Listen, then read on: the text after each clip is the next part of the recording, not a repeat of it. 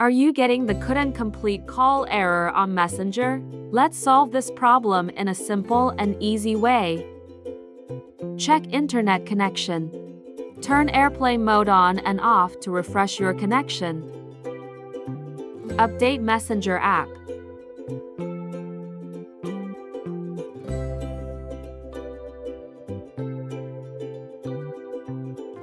Allow Messenger app permissions and clear cache.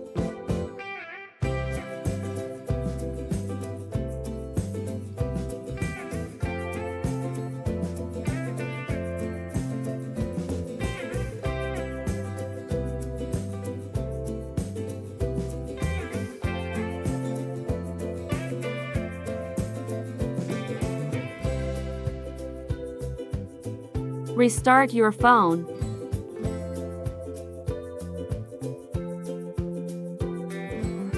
I hope your problem is resolved.